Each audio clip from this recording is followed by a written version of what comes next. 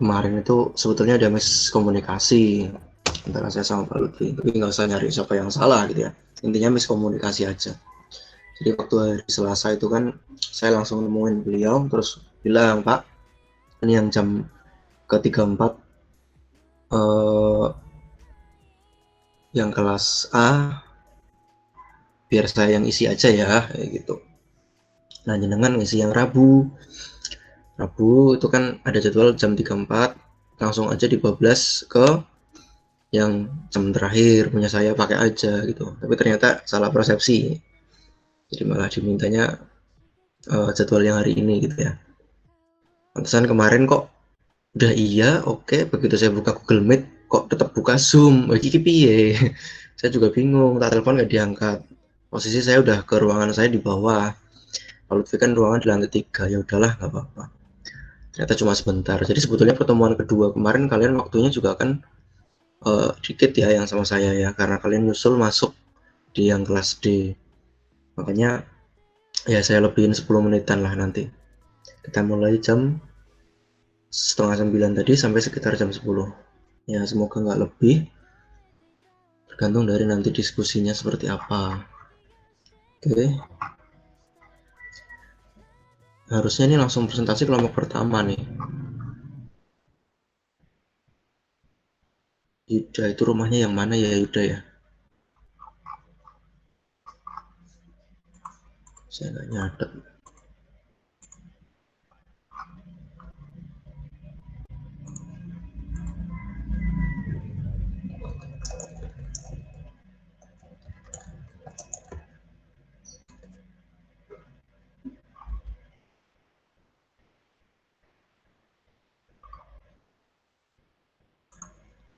Oke, untuk yang pertemuan berikutnya biar saya undi dulu aja. Share screen.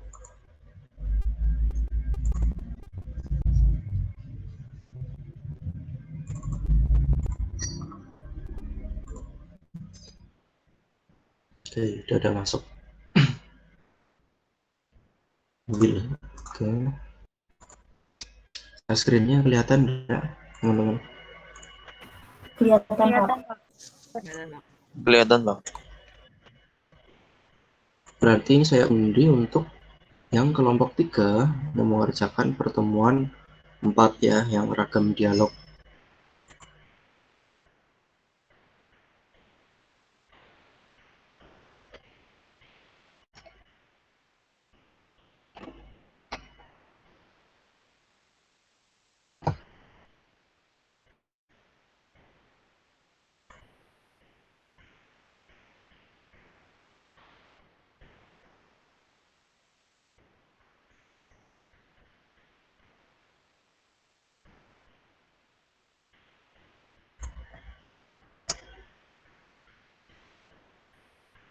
Oke, yang pertama,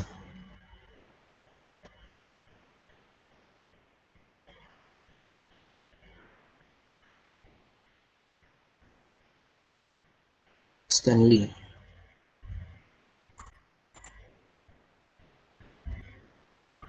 Oke, kamu kelompok 3 ya. Jangan salah materi ya, materinya yang selanjutnya ya, yang pertemuan 4. Oke, siapa yang menemani Stanley?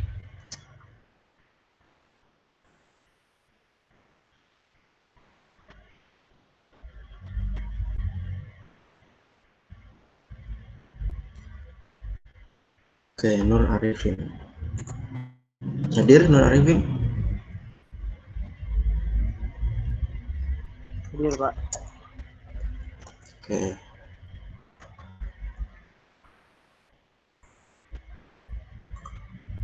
Ini agak dikit hoki untuk yang kelompok 3 karena waktunya lama. Tapi apakah waktu yang lama itu pasti nanti hasilnya lebih baik? Belum tentu. Ya justru nanti akan ada sedikit concern saya di situ. Ini dikasih waktu 2 minggu lebih, 3 minggu ya bisa dibilang ya. Tapi kok hasilnya sama aja. Berarti kan harusnya kan grade nilainya juga berbeda dikit lah ya kayak gitu. Supaya adil. Oke, ini udah clear untuk yang kelompoknya. Kelompok 1, silakan Yuda sama Firman sudah siap? Bismillah, siap Pak, insya Allah. Siap, Pak. Ya, teknisnya adalah kalian presentasi maksimal banget itu 15 menit aja. Ya, 15 menit saya timer dari sekarang. Nah, selanjutnya nanti diskusi lagi ya sekitar 15 menit juga. Syukur-syukur 10 menit presentasinya selesai ya, Mas ya. Silakan Mas, langsung aja.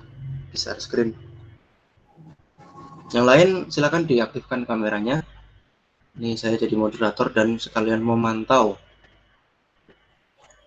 Sebentar, saya stop dulu. Saya belum stop share screen. Mana. Hentikan. Ya.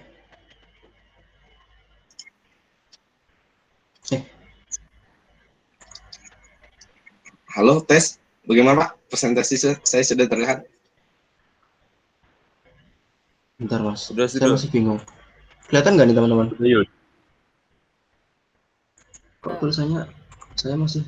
Oh, udah. Punya kamu nih. Oke, baik Pak. Presentasi saya sudah terlihat Pak. Sudah. Ya. Oke.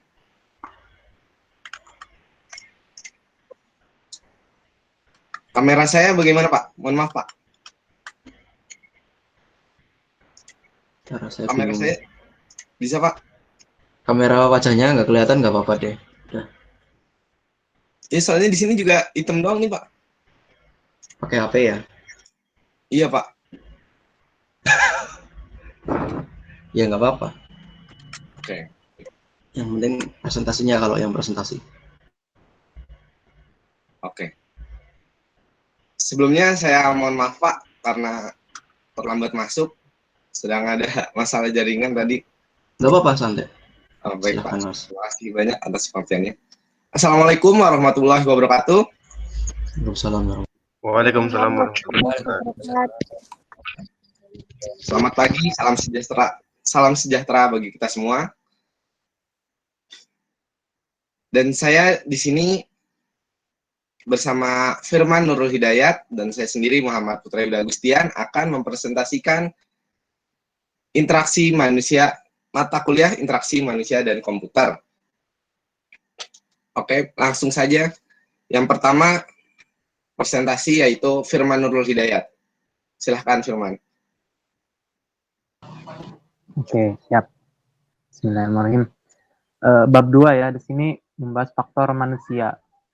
Tujuan instruksional umum, mahasiswa dapat menguasai konsep-konsep interaksi manusia dan komputer dengan baik, sehingga dapat mengimplementasikannya dalam mendesain software sesuai prinsip-prinsip user-centered design. Jadi user-centered design itu perancangan desain yang berfokus pada kebutuhan pengguna. Lalu selanjutnya tujuan instruksional khusus. Mahasiswa dapat memahami tentang penginderaan, sistem motorik, sistem memori, dan proses kognitif pada manusia. Oke, lanjut. Yang lain siap-siap tanya ya nanti ya. Penglihatan. Nah, dalam penglihatan itu berhubungan dengan mata. Jadi, mata itu fungsinya untuk melihat benda, warna, atau posisi, atau jarak. Nah, dalam dunia nyata itu, mata kita itu melihat benda-benda yang berbentuk 3 dimensi gitu. Jadi dalam penglihatan itu ada yang disebut luminance. Luminance itu apa sih? Banyaknya cahaya yang dipantulkan permukaan objek. Nah, jadi luminance itu dapat berpengaruh pada penglihatan kita. Contohnya semakin besar luminance, maka itu akan berefek pada intensitas kedipan mata kita. Misalnya ketika kita melihat matahari secara langsung, nah itu kan luminasinya itu kan besar. Jadi intensitas kedipan mata kita itu lebih cepat atau lebih banyak. Berbeda jika kita melihat bintang pada malam hari. Nah itu intensitas kedipan mata kita itu biasanya tidak terlalu banyak. Lalu yang kedua itu kontras, hubungan antara cahaya yang dikeluarkan oleh suatu objek dan cahaya dari latar belakang objek tersebut. Jadi kontras ini kalau disimpulkan itu perbedaan ya. Kalau di warna itu biasanya warnanya hitam dengan putih. Jadi biasanya hitam itu digunakan untuk background, lalu yang putih itu digunakan untuk gambar atau teks yang untuk menyampaikan informasi. Kenapa backgroundnya harus gelap? Karena nanti informasi yang diberikan itu akan jelas gitu kalau backgroundnya gelap gitu. Lalu yang selanjutnya kecerahan, tanggapan subjektif terhadap cahaya. Tidak ada arti khusus sebenarnya tentang kecerahan, bagaimana luminance dan kontras, tapi biasanya jika suatu objek memiliki luminance yang tinggi, maka tingkat kecerahannya biasanya juga tinggi juga. Nah, bisa dilihat di gambar di bawah, yang dua gambar, yang kiri sama kanan, yang contoh ini, contoh dari tanggapan subjektif ya. Misalnya yang kiri, jika kita melihat secara sekilas dari gambar yang kiri, itu seolah-olah ada titik-titik putih di perpotongan garisnya. Begitupun juga yang kanan, jadi seolah-olah ada titik-titik hitam di perpotongan garisnya. Tetapi jika kita sengaja menzoom atau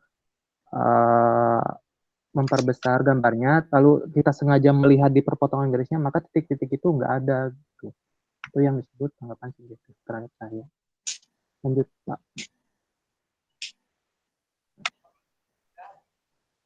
Nah, ya.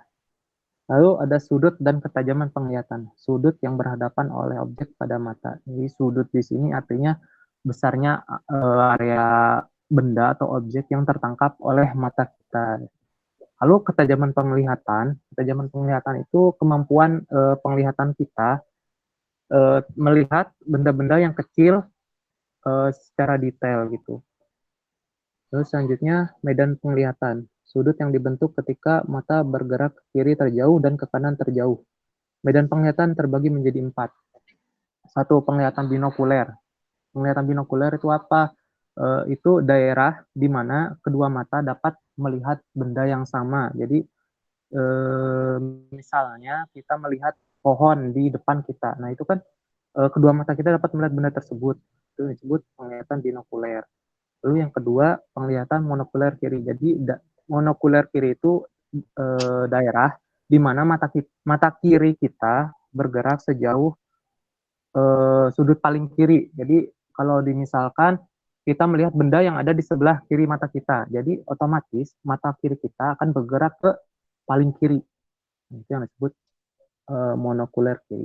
Lalu yang ketiga, penglihatan monokuler kanan. Penglihatan monokuler kanan itu daerah di mana mata kanan dapat bergerak ke sudut paling kanan. Misalnya kita melihat benda yang ada di sebelah kanan kita. Jadi mata yang kanan itu akan otomatis bergerak ke sudut paling kanan. Tuh. Lalu yang keempat, daerah buta. Daerah buta itu daerah di mana mata kita tidak dapat melihat. Contohnya ketika kita ingin melihat telinga kita sendiri. Nah, itu kan tidak bisa. Nah, itu maka daerah telinga itu merupakan daerah buta bagi penglihatan itu. Warna. Dengan warna manusia mampu membedakan suatu objek dengan objek yang lain, sehingga manusia dapat terbantukan dalam mengolah data menjadi informasi. Penggunaan warna yang sesuai dengan pengguna akan mempertinggi efektivitas tampilan grafis. Ada 3 aspek yang harus diperhatikan dalam penggunaan warna. Yang pertama, aspek psikologi. Jadi, penggunaan warna itu dapat berpengaruh pada psikologi. Sebaiknya penggunaan warna itu jangan menggunakan beberapa warna cerah secara bersamaan, karena itu mengakibatkan mata kita mudah lelah. Jadi kalau orang kan nggak mau matanya lelah. Jadi kalau misalkan kita menggunakan warna-warna cerah secara bersamaan, nanti efeknya kepada yang membacanya itu malas gitu untuk membacanya gitu. Jadi informasi yang ditangkap pun susah gitu. Lalu yang ketiga, aspek persepsi. Aspek persepsi yaitu layar tampilan dapat diterima atau tidak oleh pengguna. Sangat bergantung pada warna yang digunakan. Jadi tidak semua warna itu mudah dibaca. Jadi sebaiknya latar belakang atau background-nya itu gelap, nah agar nantinya dapat memperjelas info yang diberikan gitu. Lalu yang ketiga, aspek kognitif. Nah, aspek kognitif ini penggunaan warna bertujuan untuk menarik perhatian atau pengelompokan informasi sehingga tidak perlu menggunakan warna berlebihan. Jadi disarankan kalau penggunaan warna itu sebaiknya jangan terlalu banyak, tetapi informasi yang disampaikan itu jelas gitu daripada banyak warna, tapi informasi yang diberikan malah jadinya nggak jelas gitu. Lanjut, Pak. Ya, pendengaran. Pendengaran berkaitan dengan suara dan telinga kita. Maksud dari suara yaitu suara yang dihasilkan oleh komputer dengan pendengaran, informasi yang diterima oleh mata akan lebih lengkap dan akurat. Kebanyakan manusia dapat mendeteksi suara dalam kisaran frekuensi 20 Hz sampai 20 kHz. Jadi selain penglihatan, pendengaran juga dapat membantu menyerap informasi. Gitu. Yes. Lanjut. Sentuhan. Sentuhan berkaitan dengan kulit manusia yang berfungsi untuk mengenali lingkungan manusia melalui rabaan. Sentuhan memberikan umpan balik atas lingkungan dan juga indera kunci bagi mereka yang mempunyai kekurangan pada penglihatan. Jadi, mohon maaf jika ada seseorang yang misalkan tunanetra, kan ada tuh yang tunanetra tapi bisa membaca Al-Quran. Nah, itu kan melalui sentuhan, bisa melalui rabaan gitu. Tuh, contohnya. Sentuhan merupakan stimulus yang diterima melalui kulit seperti mechanoreceptors. Jadi mechanoreceptors itu rangsangan terhadap tekanan atau sentuhan. Misalnya jika kita misalnya sedang jalan-jalan, lalu tiba-tiba ada serangga yang hinggap. Tanpa kita lihat pun, biasanya kita sudah merasa ada yang hinggap gitu. Nah, rasa tekanan yang ditimbulkan oleh si serangga itu yang dirasakan oleh mechanoreceptors, jadi mengirimkan rangsangan berupa tekanan atau sentuhan. Lalu yang kedua, thermoreceptors, yaitu rangsangan terhadap suhu, panas maupun dingin. Misalnya, jika di dekat kita ada api, tanpa kita lihat pun, sebenarnya kita sudah tahu bahwa itu api, karena rasanya panas. Nah, rasa panas itulah yang ditimbulkan oleh thermoreceptors. Lalu yang ketiga, nocioreceptors. Jadi ini rangsangan terhadap rasa sakit. Misalnya pada ulangan tiba-tiba kita merasa pusing atau sakit perut. Nah, sakit itulah yang ditimbulkan oleh nocioreceptors. Jadi kita menjadi tahu, oh ini sakit perut, oh ini lagi pusing. Nah, itulah yang ditimbulkan oleh nocioreceptors. Selanjutnya bisa dilanjut oleh Yuda. Ya, lanjut. Baik, Pak. Pemodelan sistem pengolahan. Manusia dalam interaksi manusia dan komputer dipandang sebagai sistem pemrosesan informasi. Informasi diterima dan ditanggapi melalui saluran input-output atau indera. Informasi disimpan dalam ingatan atau memori. Informasi diproses dan diaplikasikan dalam berbagai cara. Pendekatan pemodelan dapat disajikan dan berisi 3 bagian, yaitu pemrosesan persepsi, pemrosesan intelektual atau kognitif, dan kontrol motorik. Yang ketiganya berhubungan dengan memori manusia.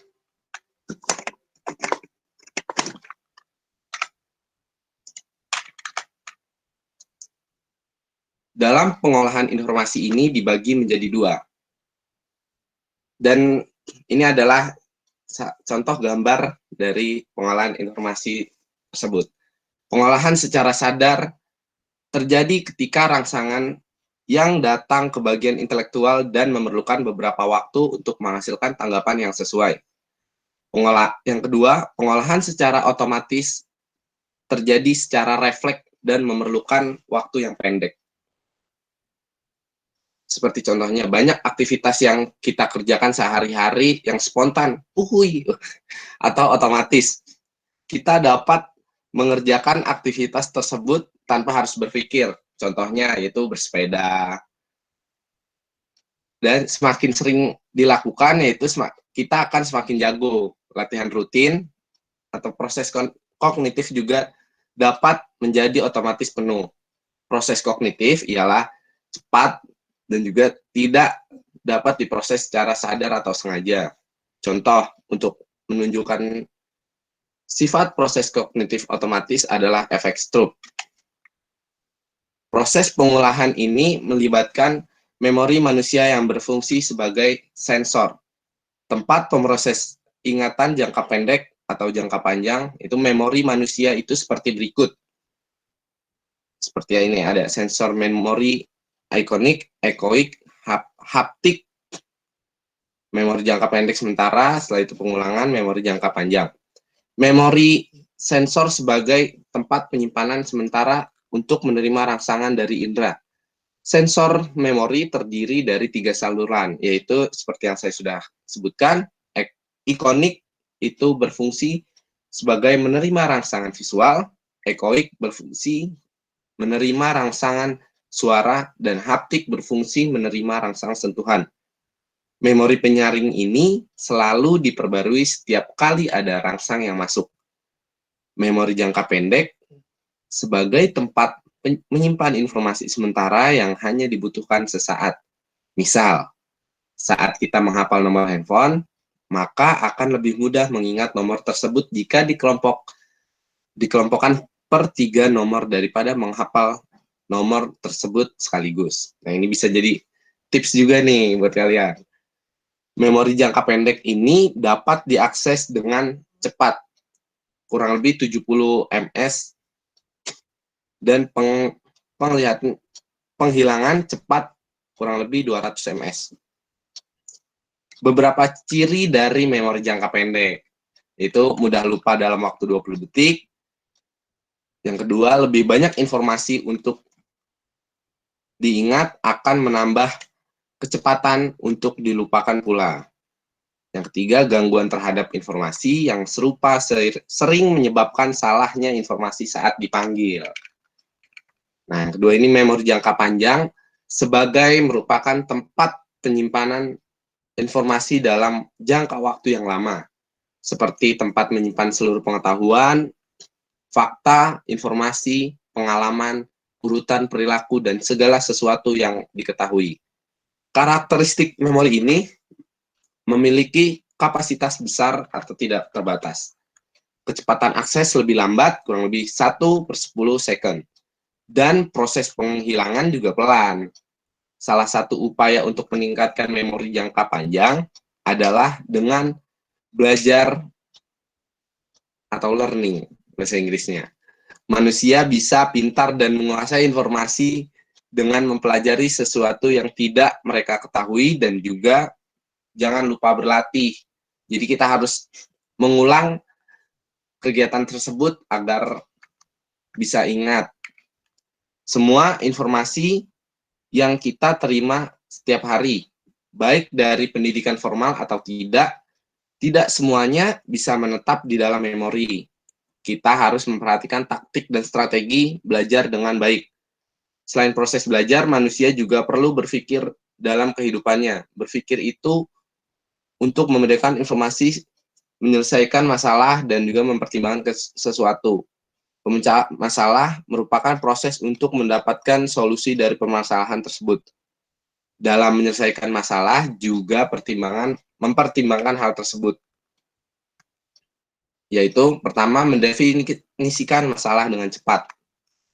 2, menganalisa masalah serta mencari berbagai teknik penyelesaian yang sesuai. 3, mempresentasikan pengetahuan yang diperlukan untuk menyelesaikan masalah tersebut. 4, memilih teknik penyelesaian masalah yang terbaik.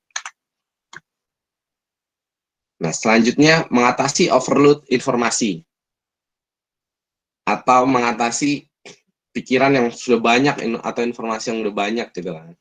Nama dan ikon harus mengandung arti supaya mudah diingat.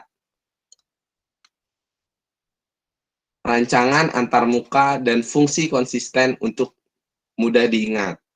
Yang ketiga, antarmuka harus memandu dan mendorong pengguna untuk mengingatkan informasi yang telah diterimanya. Maaf, Pak. Masih berapa slide? karena waktunya udah over. Masih ada 16, Banyak. 16. 4 slide lagi, Pak. Coba next. Yang slide 13 apa? Oh, baik, Pak. Pengendalian motorik. Oke. Pengendalian Pengendalian Lanjut, Pak. motorik. Oke. Next coba Mas. Nah. Kelompok pengguna. Ini aja ini. Nah, ini kan ada, jelasin singkat aja. Kelompok pengguna kan ada 3. Nah, siapa-siapa aja coba. Oh, baik, Pak. Kelompok pengguna ini adalah orang-orang yang menggunakan komputer atau device. Dan mereka terbagi menjadi 3. Yang pertama itu ada novice. Tipe ini orang yang baru, novice atau first time user. Ini tipe novice ini adalah tipe orang yang baru kenal atau baru menggunakan device tersebut. Dan yang kedua ada knowledgeable intermediate user. Tipe user ini adalah tipe yang sudah mengetahui fungsi-fungsi dari device tersebut. Dan yang ketiga ada expert frequent user. Tipe ini adalah tipe-tipe yang udah mahir atau jago lah dalam dan juga sudah menguasai device tersebut. Dan selanjutnya adalah langkah-langkah untuk merancang software dengan berbagai kelompok pengguna. Yang pertama, novice diberi pembelajaran hanya dengan sedikit objek atau action. Kedua, novice akan cenderung melakukan kesalahan yang minim karena pilihan yang terbatas. Yang ketiga, berikan bimbingan setiap melakukan sesuatu. Dan keempat, akan diperkenalkan task yang lebih kompleks apabila user membutuhkannya. Dan kelima, untuk penggunaan yang sudah mahir, dibutuhkan proses yang cepat saja. Oke, sampai situ presentasi dari saya dan Firman. Kurang lebihnya mohon maaf. Apabila ada kata-kata yang kurang baik, mohon dimaafkan. Wassalamualaikum warahmatullahi wabarakatuh. Dan ada yang ingin bertanya? Silakan, ada yang bertanya nggak? Ini tadi 2 orang yang presentasi itu kalau saya merem suaranya ear catching sekali ya. Kalau penguasaan materinya sudah maksimal, wah itu keren banget sih. Kayak orator. Saya mau Siapa? Ini jangan di share Kamu mau screen. tanya, Pak? Ini Mas. PPT-nya aja. Aku tanya, Pak. Silakan, siapa ini? Ya. Silakan Putra. Pratama Putra, Pak. Iya, Mas Pak. Putra. Ya. Ya. Berhubung tadi ada aspek psikologi dalam apa tadi? Aspek psikologi kan apa manfaat lain menggunakan warna cerah dalam aspek psikologi? Ya, tanya, makasih. Ya, makasih. Silakan langsung dijawab saja. Baik, saya akan menjawab pertanyaan dari Mas Putra. Manfaat warna cerah ya? Manfaatnya itu sebenarnya tujuan utamanya itu kan Iya, untuk dalam aspek menyampaikan psikologi. Oh ya, menyampaikan informasi. Jadi tujuan menggunakan warna cerah itu untuk memperjelas informasi yang diberikan gitu, agar lebih mudah dibaca dan lebih mudah dipahami oleh yang membacanya gitu. Apakah sudah jelas? Oh, Halo? Gimana, Putra? Bagaimana Mas Putra? Sudah jelas? ya, memuaskan sih jawabannya. Ya. Baik. Terima kasih banyak, Mas Pam. Iya, saya. Saya, Pak. Siapa saya? Salma Azizah. Ya, silakan, Salma. Tadi kan waktu Mas Yuda presentasi itu kan yang untuk menunjukkan sifat proses kognitif otomatis itu kan adalah efek Stroop ya. Efek Stroop itu maksudnya gimana sih? Aku masih kurang paham. Terima kasih. Oke, baik. Mbak Salma ya? Efek Stroop? Iya. Oke. Efek Stroop ini adalah efek yang biasanya kita ulangin gitu, Mbak. Ulangin sehari-hari gitu. Ini yang saya tangkap, efek Stroop itu adalah efek yang biasa kita ulang-ulangi gitu, Mbak. Dan contohnya kayak belajar seperti itu. Bagaimana, Mbak?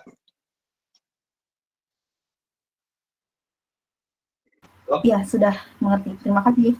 Oke, sama-sama. Terima kasih banyak juga Mbak Salma Aziza. Ada yang ingin bertanya?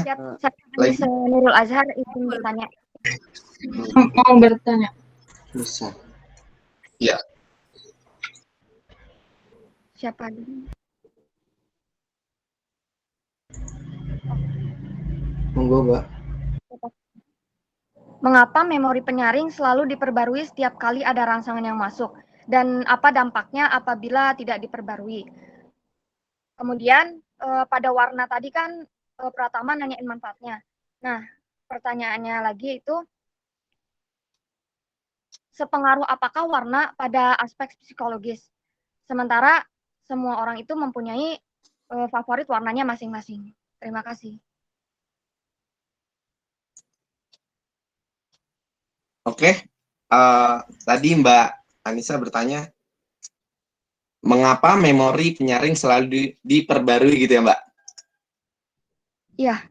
Oke. Saya akan menjawab pertanyaan yang itu ya. Yang mengapa memori penyaring manusia selalu diperbarui.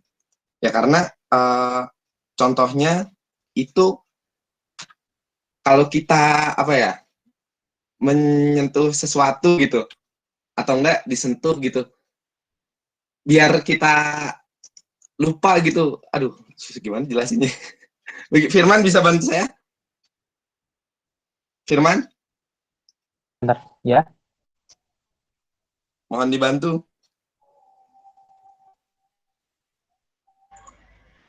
Slide berapa tadi itu? Buka aja slide-nya. Bukan.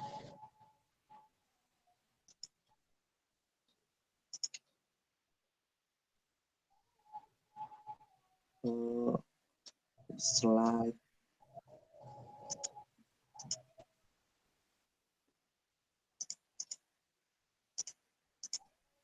Oke, slide ini ya. Iya. Oke. Karena kalau misalkan tidak diperbarui itu akan menjadikan memori overload seperti itu atau overload informasi seperti itu Mbak. Nah ini kan bagaimana cara mengatasi overload informasi, juga ada tips-tipsnya ini di sini. Dan juga kalau misalkan kita overload informasi itu juga nggak baik gitu loh Mbak.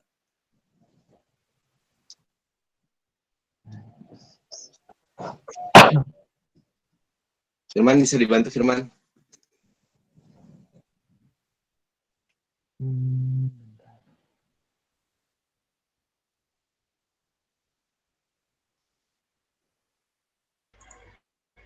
Saya tambahkan ya, jadi penyaring itu kan sebetulnya gini, misal kita masuk ke dalam halaman, contoh ini sebuah web, maka biasanya dari satu halaman itu ada yang most visited atau yang paling sering dikunjungi. Ya, suara saya masuk kan? Oh iya, masuk Pak. Jadi halaman yang paling sering dikunjungi gitu. Nah biasanya menu untuk yang halaman paling sering dikunjungi itu terletak di yang paling terlihat. Ya, jadi jangan sampai menu yang paling sering dikunjungi itu malah nyungsep di pojok kanan bawah gitu. Kemudian contoh juga misalnya aplikasi itu kalau bisa menunya di halaman depan itu jangan terlalu jangan terlalu banyak lah, jangan terlalu, kalau orang-orang Jawa itu ngomongnya rengket. Rengket itu apa ya? Ada yang bisa menerjemahkan nggak? Padat. Terlalu rame gitu. Iya. Yang sering terjadi sekarang itu banyak loh. Contoh kayak misal brosur webinar. Ya, saksikanlah webinar. Tapi poinnya itu ini yang daftarnya kapan, deadline-nya kapan, dan lain sebagainya malah ketutup informasinya sama yang nggak penting. Itu sering sekali terjadi. Jadi kalau kalian bikin brosur tuh yang anak-anak multimedia ya, banner, usahakan menjadi topik utamanya itu yang paling terlihat. Ya contohnya seperti itulah. Ya, coba silakan yang lain. Ini kameranya dinyalain lagi ya. Oke, baik Pak. Terima kasih banyak atas bantuannya. Terima kasih banyak Mas Yuda, Mas Firman. Yoi. Ya, yang lain ayo. Mbak Anissa.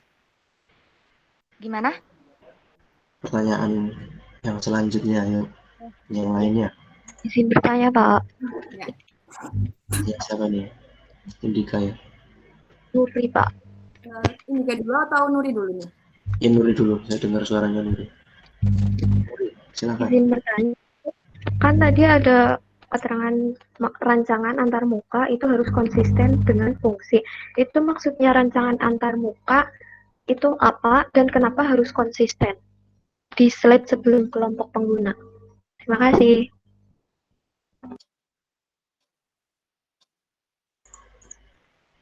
Langsung saja jawab. Halo Mas Firman. Iya. Slide. Mana sih slide-nya? Ya, gantian untuk jawab. Sebelum terakhir.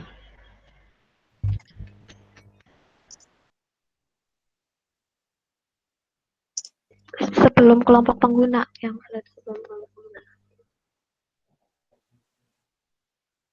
Oh ini. Itu. Tadi yang tadi.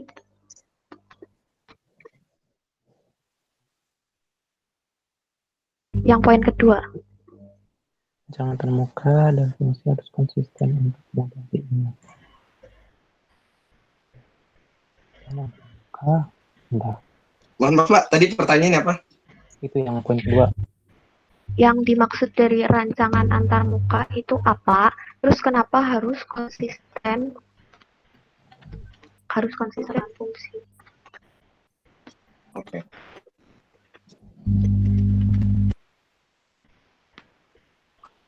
Sama.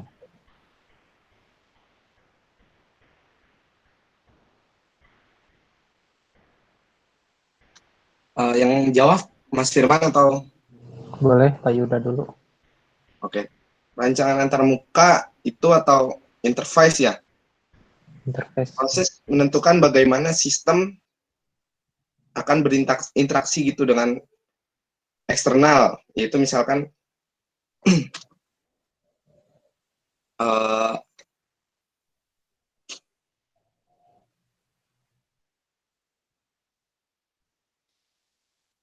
dan juga rancangan interface ini menentukan cara bagaimana user akan berinteraksi gitu Mbak dengan sistem secara input atau output. Itu pengertian dari rancangan antarmuka atau interface. Seperti itu Mbak. Bagaimana Mbak? Ada yang kurang jelas? Mas Firman coba nambahin Mbak. Mas Firman coba tambahin. Ya. Bentar. Jadi konsistensi pada interface itu akan memudahkan pengguna untuk memahami. Misalkan kita membuat website, ya. Kan harus tampilannya, bukan tampilan apa? Tanya untuk kembali itu jangan dirubah-rubah gitu untuk baik posisi maupun apa ya prosedurnya itu pokoknya jangan dirubah-rubah agar nanti yang ingin mengunjungi website kita misalkan itu tidak kebingungan gitu. Ya, jawabannya bagus loh sebenarnya, tapi Mas Firman masih agak ragu. Iya. Itu jawabannya yang benar kayak gitu. Misal gini ya, kita mau konsistensi interface itu ya tampilan yang terlihat itu namanya interface. Kalau di bahasa Indonesia kan jadinya nggak enak, rancangan antar muka. Nah, contoh nih website ya, homepage-nya atau halaman awal itu warnanya misalnya biru. Begitu diklik ke halaman selanjutnya, jadi merah, ya. Diklik lagi, jadi kuning. Itu kan tidak konsisten. Jadi konsistensinya tidak ada. Nah, kemudian yang kedua tentang tata letak menu atau tombol kembali misalnya gitu ya. Tombol kembali di halaman A, tombol kembalinya di pojok kanan bawah. Terus nanti masuk ke halaman yang lain, tombol kembalinya di pojok kanan atas. Itu kan tidak konsisten. Terus tombol simpan, ada yang warnanya merah, ada yang warnanya hijau. Nah, itu kan bahaya ya. Karena kan yang kita lihat biasanya warnanya dulu, gitu kan. Jadi kalau tidak konsisten tidak cepat. Oke, yang paling gampang misalnya apa? WhatsApp.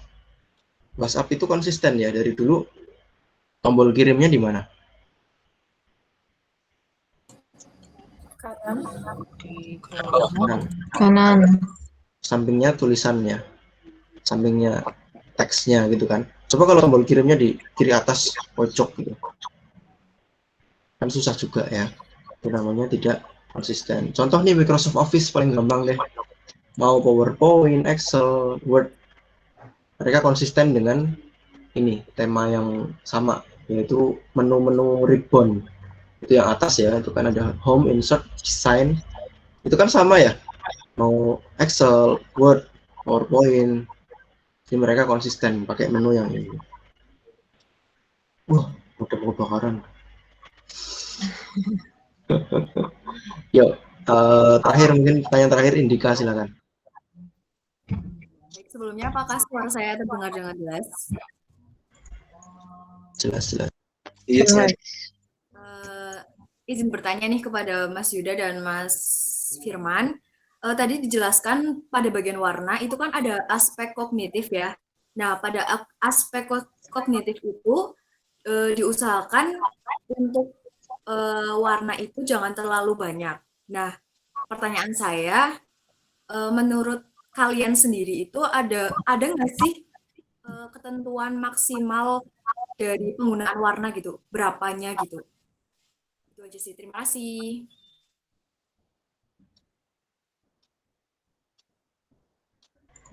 Nangkap nggak pertanyaannya Mas Yuda, Mas Firman? Maksudnya berapa persen atau gimana? Jadi misal maksimalnya itu misal 3 atau 5 atau yang enak di yang kombinasinya. Ya. Oh, kombinasi warnanya. Ini Mas Firman dulu atau bagaimana? Boleh saya. Oke, baik.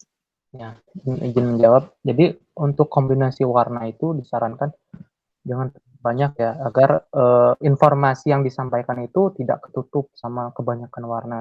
Jadi kalau bisa sih warnanya bisa 2 kombinasi, 3 sampai 4. Gitu.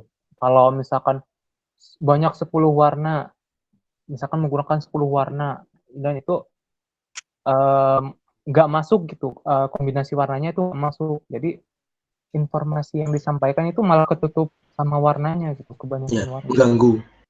Iya, mengganggu, betul. Udah, gitu sih. Tambahan Mas Yuda? Oke. Dan juga kalau kebanyakan warna itu juga jadi jelek gitu ya tampilannya.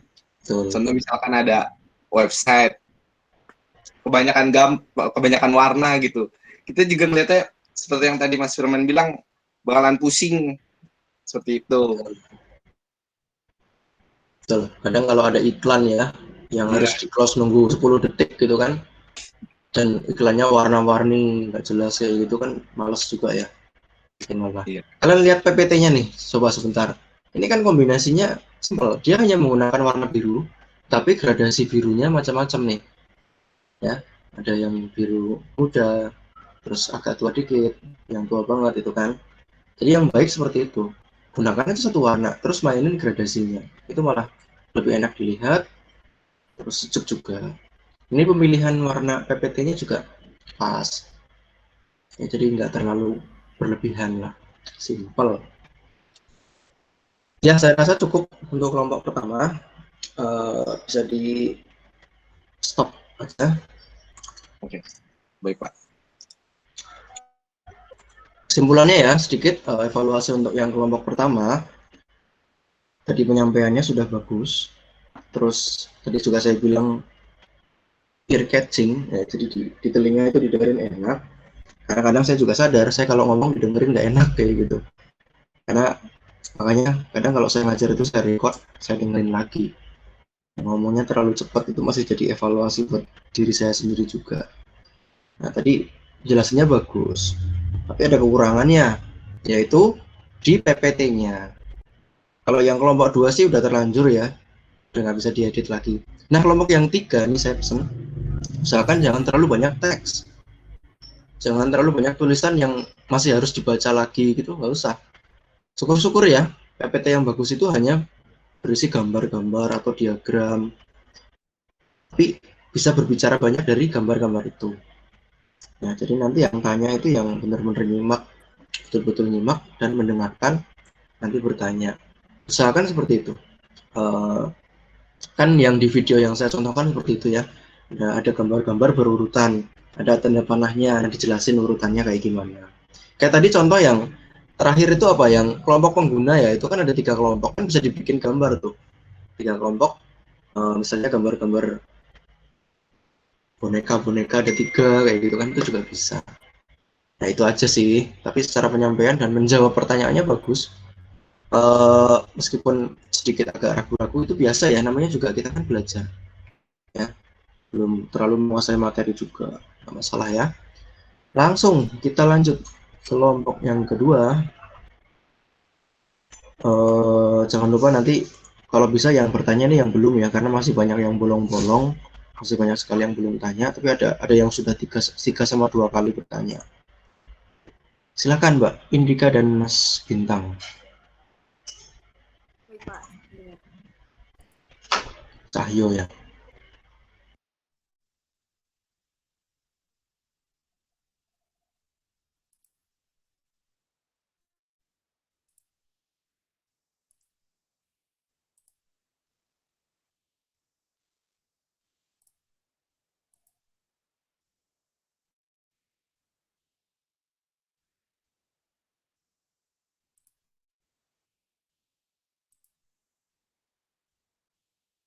Apakah sudah terlihat? Sudah. Sebentar. Nggak bisa di full.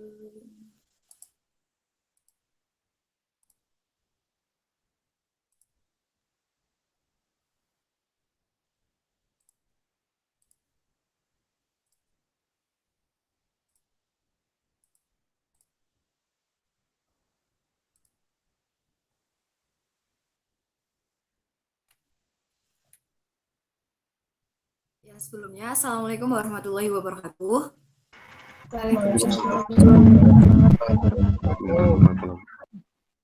Saya Indika Pramesti dengan rekan saya Bintang Cahyo Atala akan menjelaskan tentang bab faktor komputer. Nah, di sini tujuan instruksional umumnya yaitu mahasiswa dapat menguasai konsep-konsep interaksi manusia dan komputer dengan baik sehingga dapat mengimplementasikannya dalam mendesain software sesuai dengan prinsip-prinsip user-centered design. Kemudian, untuk tujuan instruksional khususnya, mahasiswa dapat memahami dan menjelaskan tentang pengertian komputer, komponen komputer, jenis-jenis peralatan input dan output. Nah, definisi komputer sendiri, komputer itu diambil dari bahasa Latin yang bertuliskan computare atau bisa dibaca dengan komputer yang artinya menghitung. Nah, definisi komputer juga bisa diartikan sebagai sekumpulan alat elektronik yang saling bekerja sama, dapat menerima data atau input, mengolah data atau proses, dan memberikan informasi atau output, serta terkoordinasi di bawah kontrol program yang tersimpan di memorinya. Nah, cara kerja komputer itu yang pertama ada, kita sering mendengar perangkat input ya atau masukan. Nah, dari perangkat input tersebut akan diproses. Proses itu biasa disebut dengan CPU dan ALU atau Arithmetic Logic Unit yang disebut ALU. Nah, setelah proses itu akan ada penyimpanan yang biasanya terdiri dari 2 yaitu ROM dan RAM. Nah, kemudian dilanjutkan ke perangkat output yaitu keluaran. Nah, komponen komputer ini ada 3 ya teman-teman, yang bisa kita disebut biasanya yaitu hardware, semua bagian fisik komputer yang bisa dilihat, diraba. Nah, yang kedua ada software yang artinya berbagai informasi yang bisa dibaca dan ditulis oleh komputer. Nah, software ini biasa kita kenal dengan perangkat lunak ya, teman-teman. Nah, kemudian yang ketiga ada brainware atau yang biasa disebut user ya. Nah, brainware itu manusia. Perancang bagaimana suatu sistem mesin dapat bekerja sesuai dengan hasil yang diinginkan. Nah, hardware sendiri itu ada input, proses, dan output. Untuk software itu ada sistem operasi, bahasa pemrograman, program paket, dan brainware sendiri itu manusianya ya. Nah, operator, programmer, dan sistem analisis. Nah, kemudian masuk ke peralatan input nih. Nah, peralatan input itu kan berguna untuk memasukkan data dan program di dalam komputer. Nah, perangkat input ini dibagi menjadi dua. Yang pertama, alat input langsung. Nah, alat input langsung ini alat yang dimasukkan secara langsung dan diproses oleh alat pemroses. Kemudian yang kedua ada alat input tidak langsung, yaitu alat yang dimasukkan melalui media tertentu sebelum suatu input diproses oleh alat proses. Teman-teman. Nah, alat input langsung yang pertama ini ada keyboard. Keyboard itu sebuah papan yang terdiri dari huruf alfabet, simbol-simbol dalam komputer. Nah, keyboard ini yang pertama yaitu ada keyboard QWERTY nih. Nah, keyboard QWERTY ini yang biasa ada di laptop teman-teman nih. Nah, keyboard QWERTY ini tidak memiliki maksudnya tetapi memiliki kelemahan dan ketidakefisiennya. Nah, ketidakefisienan ini karena pada huruf A itu kan kita sering mengetik huruf A nih. Nah, huruf A ini dilakukan oleh jari kelingking yang lemah, jadi tidak efisien gitu ya. Nah, kemudian yang kedua ada keyboard alfabetik. ABCD-nya itu berurutan. Kemudian keyboard ini sama dengan susunan keyboard alfabetik ini tentu saja berbeda dengan susunan keyboard QWERTY ya teman-teman. Kemudian ada jenis keyboard yang ketiga yaitu DFORKA. DFORAK yang biasanya pada keyboard ini meningkatkan kecepatan 10-15% dari keyboard QWERTY. Nah, keyboard ini mengurangi kelelahan saat kita mengetik nih biasanya. Nah, kemudian yang selanjutnya ada keyboard chord. Keyboard chord ini sangat asing ya teman-teman. Nah, keyboard chord ini karena keyboardnya itu sedikit bisa digunakan menggunakan kombinasi tombol. Misalnya nih huruf tombol D menggunakan kombinasi huruf T dan plus. Jadi ketika kita akan menuliskan D itu bisa mengombinasikan antara tombol T dan plus gitu teman-teman. Kemudian yang selanjutnya ada mouse. Mouse ini digunakan untuk menempatkan kursor pada posisi tertentu di layar. Nah, mouse ini yang biasanya kita kenal ada dua ya, mouse USB atau biasa disebut mouse kabel, dan mouse wireless yang biasa disebut mouse nirkabel. Nah, dari kelebihan mouse USB sendiri, koneksi stabil, cepat terhubung, lebih awet, dan harga lebih terjangkau.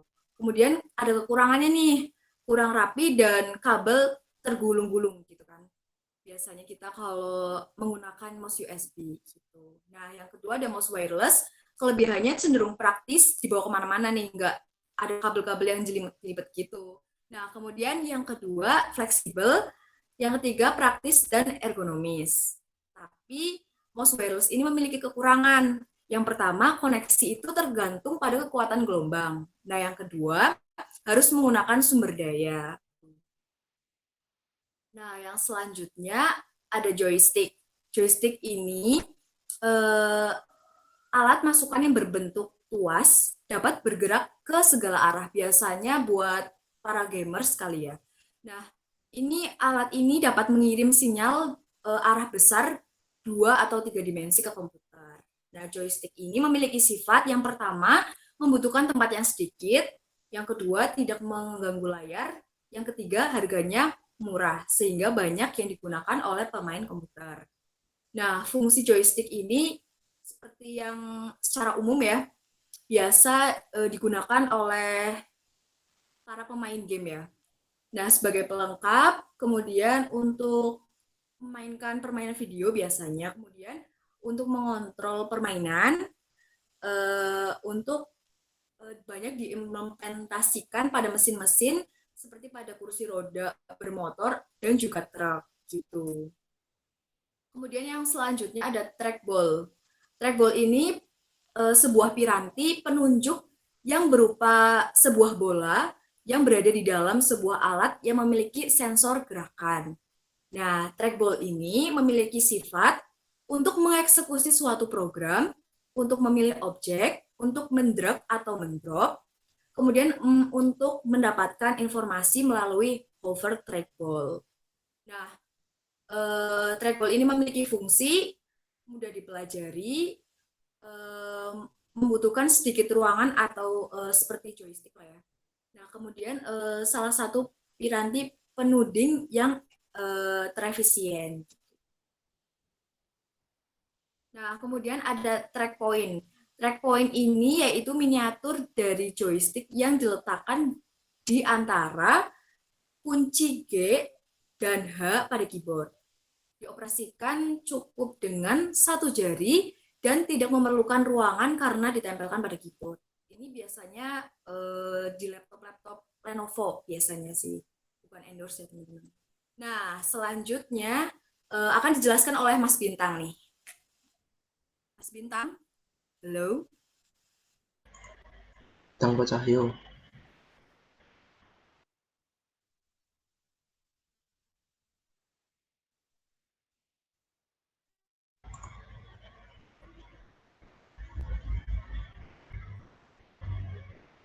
Apakah menghilang? Sepertinya menghilang.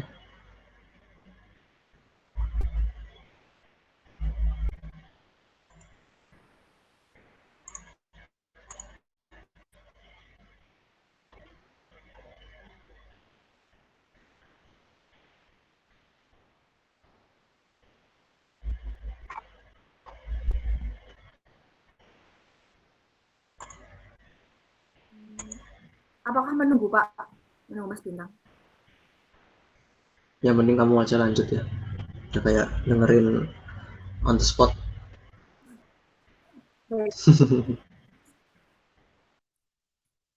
Nah, yang selanjutnya nih ada light pen ya. Light pen ini berfungsi untuk memodifikasi dan mendesain gambar dengan screen monitor. Nah, light pen ini memiliki sensor yang mengirim sinyal cahaya ke komputer, sehingga kemudian direkam di mana layar monitor bekerja untuk merekam 6 sinyal elektronik setiap baris per detik. Kemudian Halo Indika, udah? Ya nih bagian. Lanjut aja. Mohon maaf Pak, tadi jaringannya agak error jadi keluar. Oke, santai aja. Yuk, dilanjutin ya Mas. Indika tadi sampai mana? Yaitu touchscreen. Sini aja. Oh, touchscreen. Touchscreen atau bahasa Indonesianya disebut layar sentuh memiliki pengertian merupakan inovasi teknologi yang termasuk dalam kategori perangkat input perangkat, di mana touchscreen merupakan konsep yang mengandalkan sensor sentuhan, baik sentuhan jari maupun pulpen. Nah, di sini cara touchscreen bekerja itu seperti yang digambar, itu ada chip atau image processing controller. Terus ada bagian image of change in electronic file caused by touch. Terus touchscreen-nya itu sendiri. Skip Bun. Nah, di sini itu ada pengenalan suara. Pengenalan suara atau voice recognition adalah teknologi yang memungkinkan komputer dapat mengenali suara dari manusia. Contohnya seperti di gambar berikut. Speech recognition, terus beralih ke dialog and program control, terus ke interface. Habis itu baru ke perangkat-perangkatnya seperti telepon, navigation, radio, tab, CD, HVAC, terus CD changer. Nah, dari alat, oh ya, skip. Ya, skip aja, skip. Pengertian sidik jari. Sidik jari atau fingerprint adalah sebuah alat untuk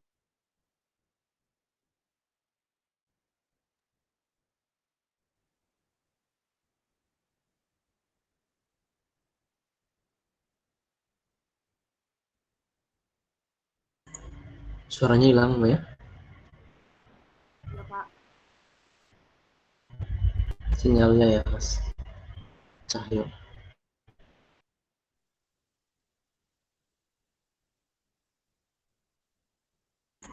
Gak apa-apa ya, aja seninya daring memang seperti ini. Tantangan daring.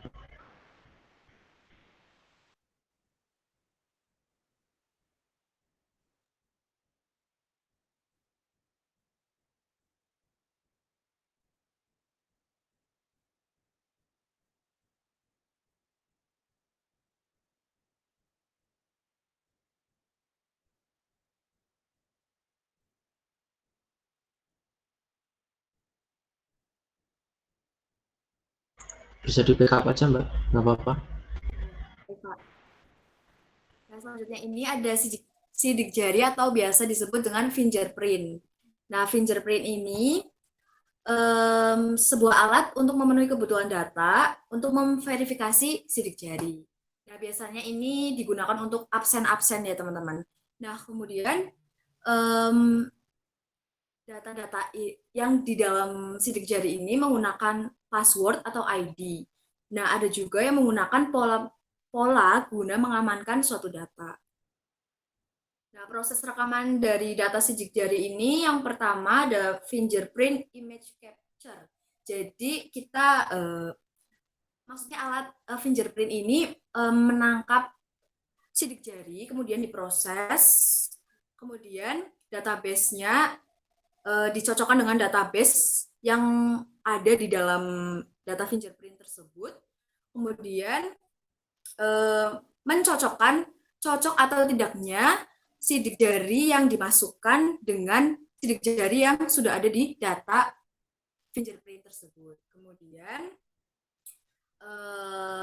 setelah itu berhasil atau tidaknya tergantung dari cocok atau tidaknya. Kemudian yang selanjutnya ada udah deh. ya, Udah.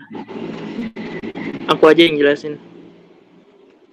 Nah, terus di sini ada memilih peralatan input. Hal yang perlu diperhatikan dalam memilih peralatan input komputer yaitu kondisi lingkungan, faktor keselamatan kerja, dan variasi dalam tugas, dan hubungannya dengan pekerjaan yang lain harus dipertimbangkan alat saat memilih peralatan dalam perancangan sistem komputer. Kedua, perlu diperhatikan karakteristik pengguna karena pengguna dapat bervariasi dalam pemakaian dan pengalaman. 3, perlu disesuaikan antara teknologi dan pengguna. 4, cocok dengan pengguna. Nah, peralatan input itu contohnya seperti yang digambar, yaitu ada keyboard, scanner, terus digitzer, kamera, mic, trackball, dan mouse. Skip. Nah, selanjutnya ada peralatan output. Peralatan output pada komputer adalah merupakan komponen komputer yang berfungsi menghasilkan informasi yang diperoleh dari hasil proses dari peralatan proses komputer. Nah, di sini peralatan output yaitu ada monitor, printer, sama speaker.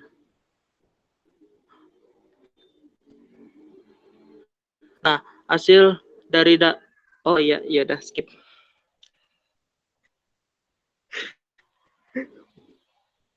Nah, di sini ada layar penampilan. Macam-macam layar penampilan, yaitu ada cathode ray tube atau TV. Nah, monitor ini merupakan sebuah tabung penampilan data pemroses komputer yang banyak digunakan dalam layar komputer, monitor video, televisi, dan oskilskop. Monitor tipe ini ditemukan oleh Carl Ferdinand Bruns dan ditemukan oleh kerja dari Philip Farnsworth. Layar seperti ini banyak dipakai oleh pesawat televisi hingga akhir abad ke-20. Nah, selanjutnya itu ada monitor LCD. Monitor LCD adalah sebuah jenis media visual yang menggunakan kristal cair sebagai penampilan utamanya. Layar LCD ini digunakan pada berbagai alat elektronik seperti televisi, kalkulator, HP, dan layar komputer. Nah, di sini ada layar display screen.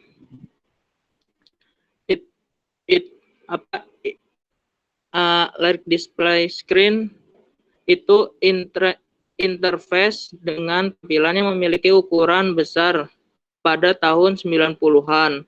Sudah tersedia di pasaran.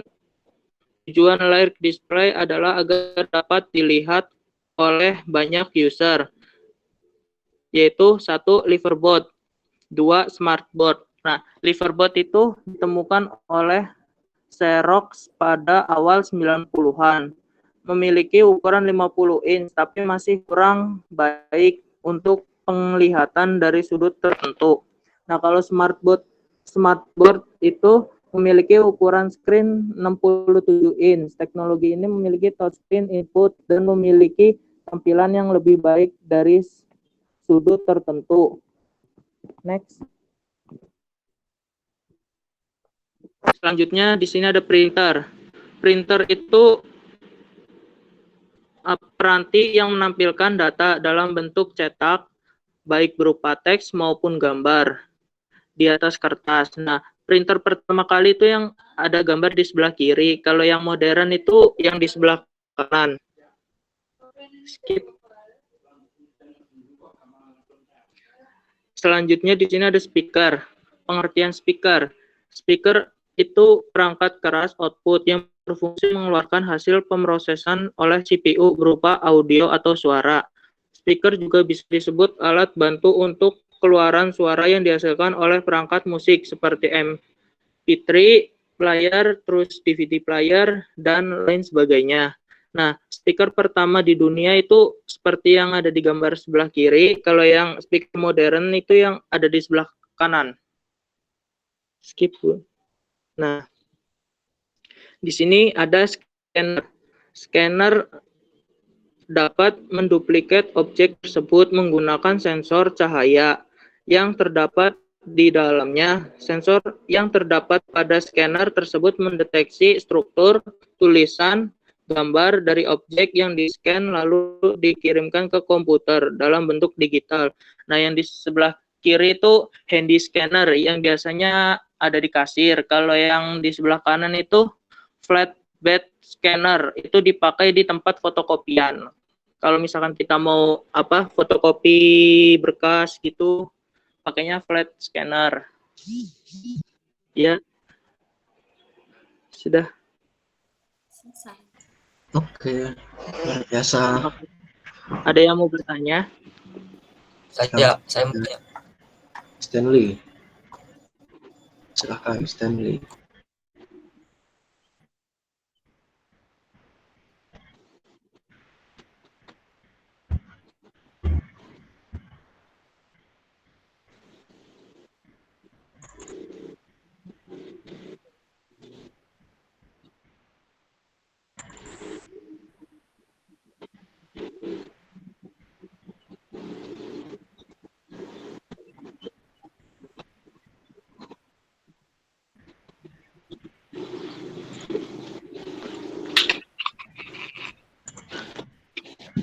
Langsung jawab saja. Siapa dulu? Bintang atau Indika dulu? Indikasi. Indikasi. Oke. Mas Stanley, bisa diulang tadi mengapa joystick tidak digunakan secara massal ya?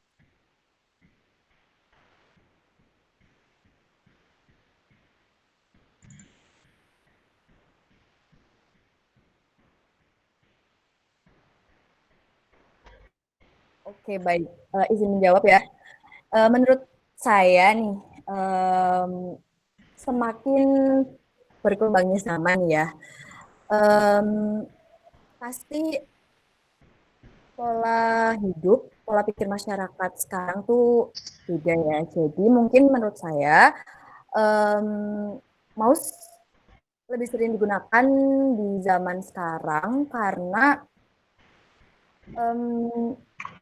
yang pertama, zaman semakin berkembang. Kemudian mungkin kebanyakan orang joystick itu digunakan untuk mengoperasikan sebuah permainan begitu menurut saya sih. Apakah bisa membantu menjawab pertanyaannya Mas Stanley?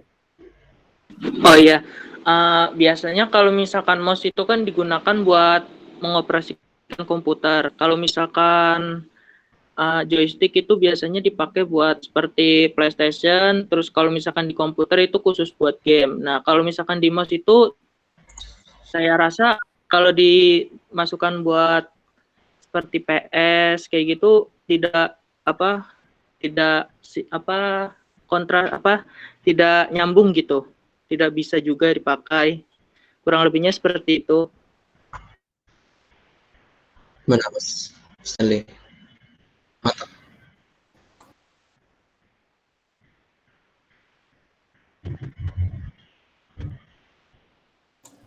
Ya mungkin besok kamu bisa inovasi Mas Stanley. Joystick yang bisa sekalian jadi mouse digeser-geser gitu ya. Ya, nanya berikutnya. Saya Pak. Oh nih. Izin. Ya. Ya silakan. Izin bertanya. Itu kan jenis-jenis keyboard itu ada banyak. Nah, kenapa keyboard jenis QWERTY itu yang paling populer? Nah, terima kasih. Nah, iya loh, jawab itu. Itu ada sejarahnya itu. Pertanyaannya, tahu sejarahnya enggak? Mohon izin menjawab, mungkin karena bentuknya yang terlalu simpel dan mudah digunakan.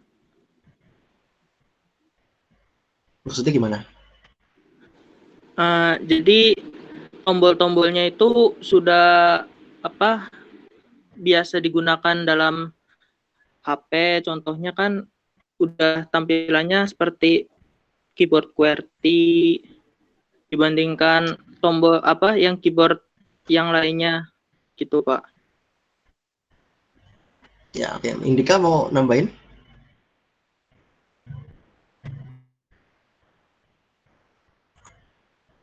Ya, izin menambahkan. Ya. Jadi kan ini kan ada keyboard alfabetik nih. Biasanya kan kita yang paling sering gimana ya? ABCD itu kan mungkin lebih kita kenal, lebih sering kita lihat gitu ya. Nah, mengapa keyboard QWERTY itu lebih sering digunakan? Karena pada sejarahnya itu, keyboard QWERTY dibuat untuk memudahkan komunikasi dari telegraf yang berbentuk kode Morse, sehingga susunan alfabet yang kita biasa lihat ABCD itu urut dianggap sulit digunakan untuk menerjemahkan kode Morse, sehingga kemudian akhirnya dikembangkanlah susunan keyboard QWERTY yang terus digunakan hingga sekarang. Begitu Mas Oni. Oh iya. Gitu. Ya aja lah ya. Terima kasih. Ya nanti saya tambahin sedikit tentang sejarah keyboard. Terus selanjutnya, ayo siapa lagi? Saya izin bertanya, Pak. Oke, Mbak Saroh ya. Ya, Mas Bintang, izin bertanya untuk yang tentang program paket pada slide yang awal-awal. Nah, di bagian situ kan ada program paket. Nah, saya ingin tahu tentang definisi dan contoh program paket itu seperti apa. Terima kasih. Mas Bintang mungkin bisa menjawab dahulu. Nanti dulu. Baik ya, saya dulu mungkin izin menjawab pertanyaan dari Mbak Zaroh ya. Menurut saya program paket itu merupakan kumpulan program-program komputer. Nah, biasanya program paket ini berupa aplikasi atau perangkat lunak dari pemrograman. Nah, fungsinya ini memiliki fungsi yang berhubungan ya. Nah, perangkat lunak itu umumnya kan memiliki interface pengguna yang kurang sama ya, dan saling bertukar antara data-data mereka gitu loh. Nah, program paket ini itu contohnya nih kayak program paket aplikasi grafis, kayak misal buat desain-desain gitu, kayak Corel Draw atau semacamnya gitu. Nah, kemudian ada contohnya lagi paket aplikasi perkantoran. Mungkin contohnya itu buat kayak perkantoran biasanya itu kan ngetik ya kalau nggak salah nih. Setahu saya mungkin aplikasinya contohnya itu aplikasi buat belajar ngetik cepat gitu. Itu sih menurut saya. Apakah memuaskan jawabannya? Mungkin Mas Bintang bisa membantu menjelaskan. Terima kasih. Kayaknya sudah cukup deh. Gimana Mbak Zaro? Apakah menjawab? Aja. Ya, terima kasih. Ya, oke. Gak apa-apa, lanjut ya. Siapa lagi yuk mau bertanya? Saya, Pak. Rohma. Silahkan, Mbak Rohma. Saya mau tanya di materi trackball itu kan ada hover trackball. Apa sih hover trackball itu? Silahkan Mas Bintang mungkin bisa menjawab. Pertanyaannya apa tadi? Hover trackball. Hover trackball itu apa?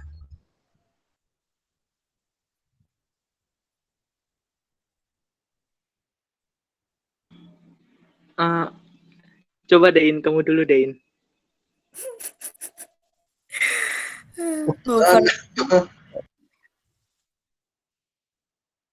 Hover trackball itu melalui hover trackball.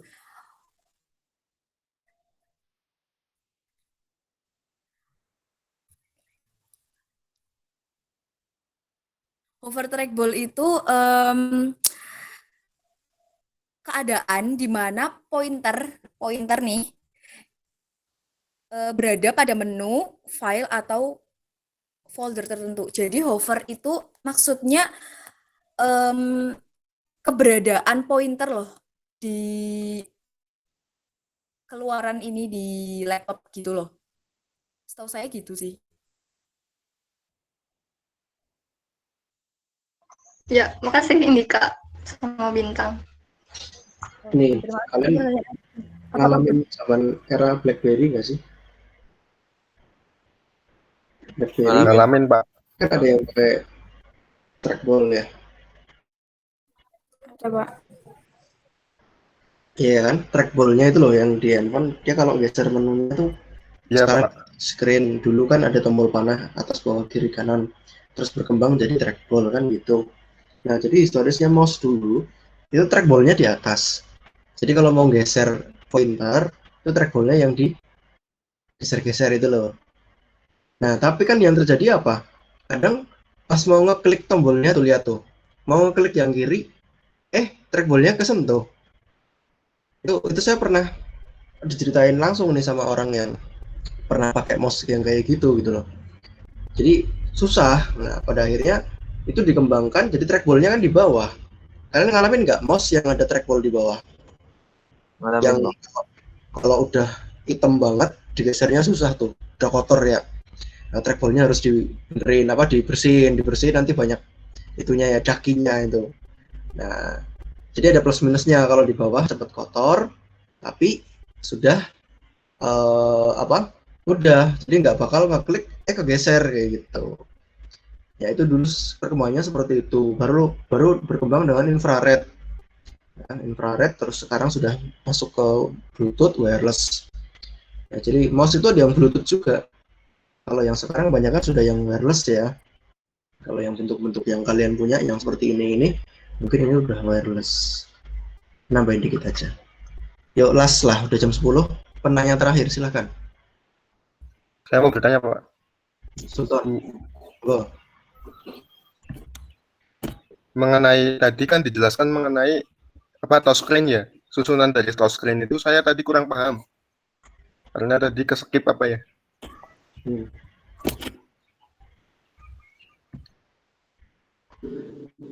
Ya, cara kerja touchscreen?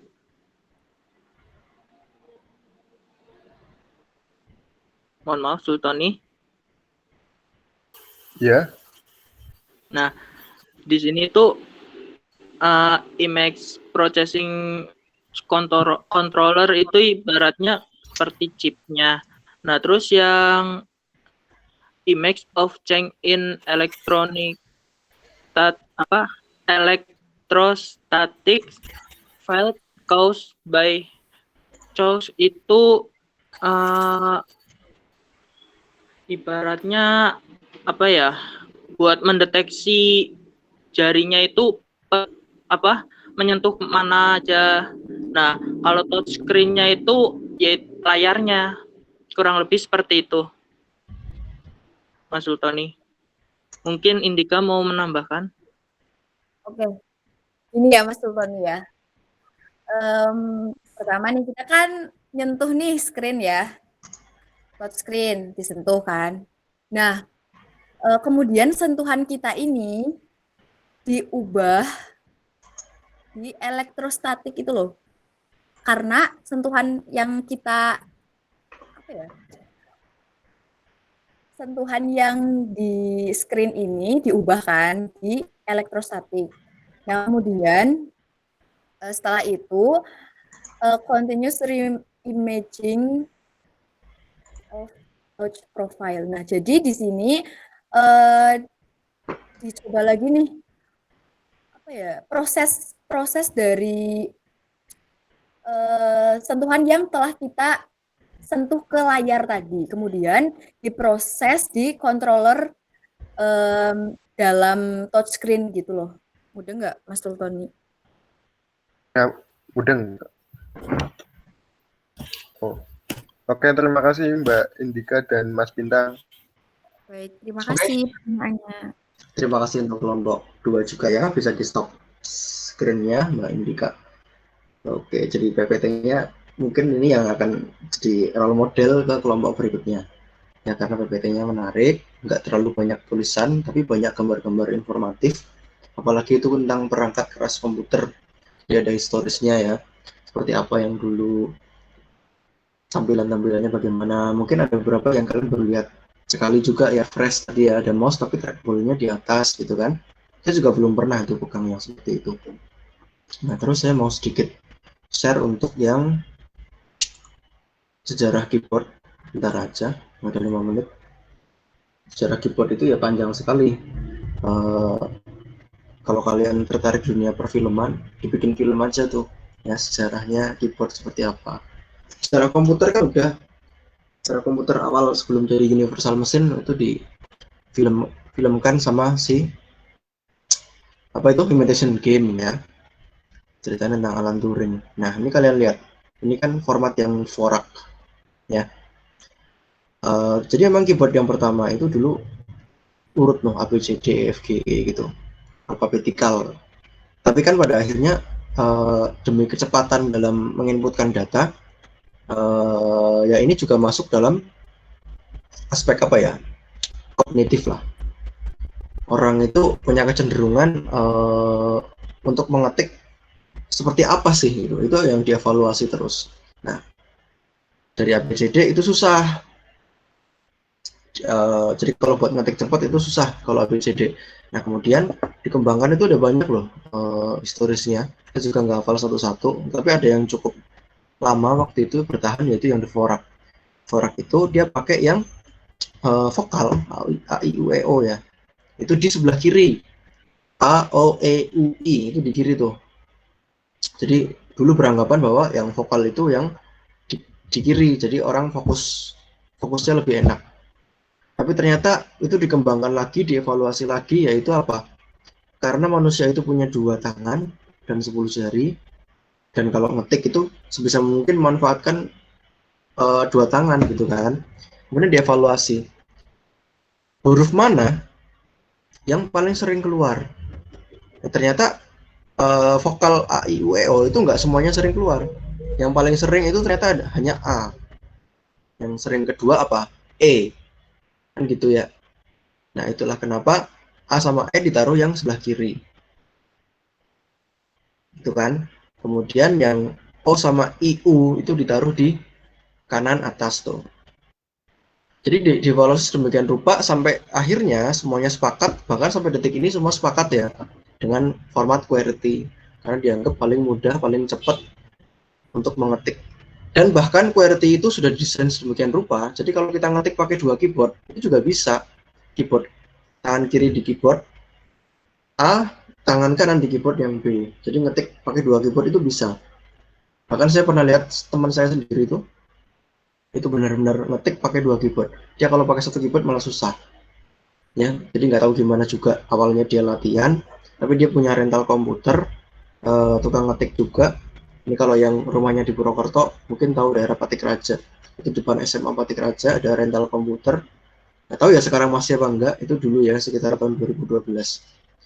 Nah, itu dia yang di situ, kalau dia yang lagi ngetik, pasti 2 keyboard. Itu menarik sekali sih, saya coba juga nggak bisa-bisa. Nah, mungkin itu sedikit ya, kalau kita ngomong tentang sejarah keyboard. Nah, sekarang saya jelasin dikit tentang bagaimana komputer itu bisa bekerja. Inti komputer bekerja itu gimana? Ada input, ya enggak? Ya. Proses. Yang proses adalah komputer, dan ada output. Kan gitu ya. Nah, misal ini kan saya ngetik nih, A, B, C, D. Saya inputnya di mana? Di keyboard. Yang proses si komputer ini, outputnya di mana? Di screen monitor. Kan seperti itu. Nah, gimana proses ketika saya nulis A begini, saya bisa keluar huruf A. Saya nulis A kecil, keluarnya A kecil. A besar bisa besar. Itu prosesnya gimana? Prinsipnya komputer bekerja dengan 2 metode. Hanya 2 metode sebetulnya. Yang pertama dengan konversi, yang kedua dengan logic. Logic itu kan kalau kalian tahu di pemrograman ada if else, jika A maka lakukan X, maka lakukan Y. Jika tidak ada A dan B, maka komputer tidak melakukan apa-apa. Intinya kan seperti itu. Nah, kemarin kan ada yang tanya tuh dari kelompok kelas D kalau nggak salah, atau yang umum ya kemarin ya, Pak, mungkin nggak kalau kecerdasan buatan itu nanti bisa melampaui si manusia itu sendiri. Maka saya bilang nggak mungkin, selama tidak dikasih perintah logik untuk melakukan A, komputer tidak akan melakukan A. Nah, konversi itu apa? Konversi yang pertama itu adalah gini. Jadi keyboard itu kan ada papan ya, papan. Ada PCB. Nah, di papan itu ada banyak istilahnya apa sih itu? Sensornya. Ya. Jadi kalau kita ngetik A, maka sensor A itu kan kena ya. Sensor A itu akan ada 2 kondisi. Kondisinya yes dan no. Kalau tipe data yang hanya yes or no itu apa? Yang dari SMK. Boleh. Boolean. Jadi kalau keyboard nggak disentuh, dia statusnya akan no, ya. Kalau disentuh, dia akan yes, gitu kan? Nah, ketika yes, yang disentuh ini yang mana? Yang disentuh ternyata adalah sensor untuk mengeluarkan yang A kecil. A kecil itu disentuh, dia statusnya yes dan mengeluarkan sinyal. Sinyalnya berupa bilangan biner, ya. Bilangan biner itu yang kayak gimana? 1010 kayak gitu kan? Ya, binary code. Jadi kalau disentuh yang sensor yang untuk huruf A kecil misalnya, dia akan keluar ini. A mana A? Ada nggak di sini? Oh, nggak ada. Bit A ini 01000001. Ya, dia akan meneruskan perintah itu ke mana? Ke prosesor. Kemudian akan dikonversi lagi. Dari 10111 ini akan jadi alfabet. Sorry, bukan alfabet dulu, tapi ASCII, kode ASCII. Nih. Kode ASCII mana? Belum numerik. Ini saya tulis di sini ya. Kelihatan nggak? Boolean. Kemudian jadi biner, ya. Setelah biner jadi numerik. Ini ya. Setelah numerik jadi ASCII. Gitu ya. Setelah ASCII jadi alfabet. Atau char lah. Gitu. Jadi ada 1, 2, 3, 4, 5. Komputernya ini sudah memproses 5 dulu. 5 konversi. Supaya bisa muncul satu huruf, yaitu huruf A kayak gini. Itu dia sudah melakukan berapa nih? 5 konversi. Ya, tadi numerik ya, 1010 itu misalnya 8. Nah, kemudian 8 itu, ini jelasnya agak susah karena online kayak gini. Bahannya juga susah. Ada yang udah pernah lihat tabel ASCII belum? Belum, Pak. Belum, Bang. Saya kasih lihat ya.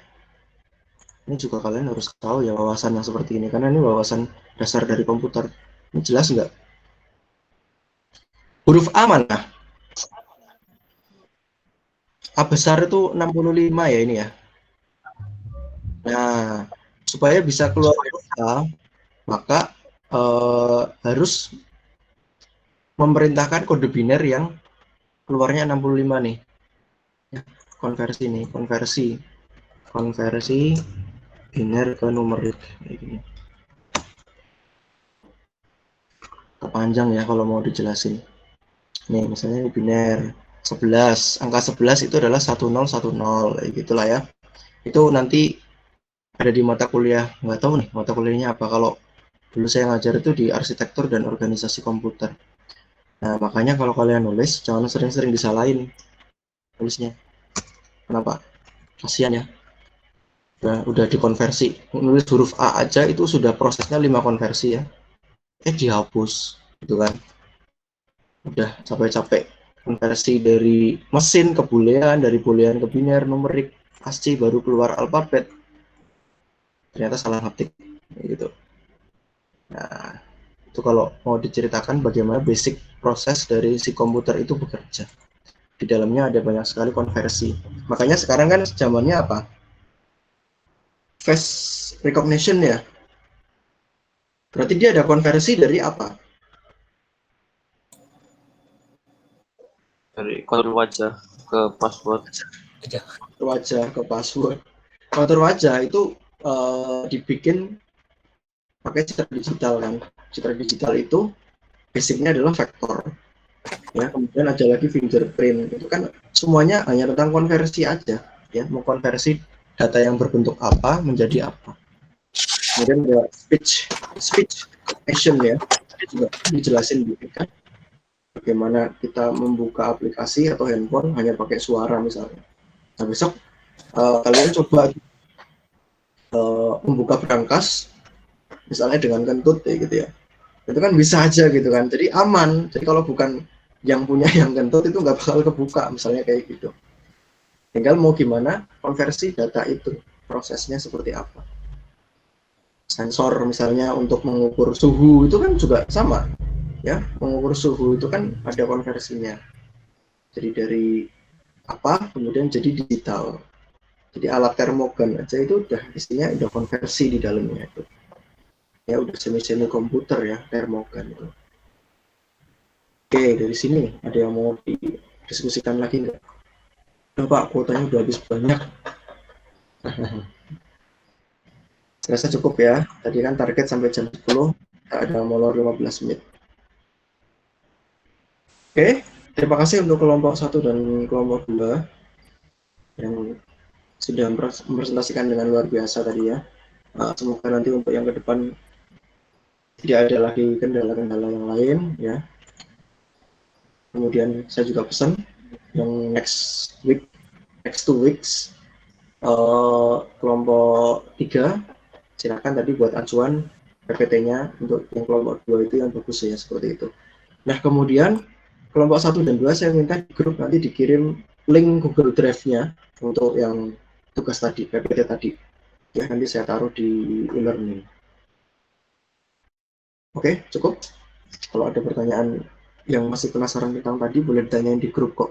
Jadi kita sebetulnya di era daring ini diskusinya nggak terbatas hanya karena jam kuliah aja ya.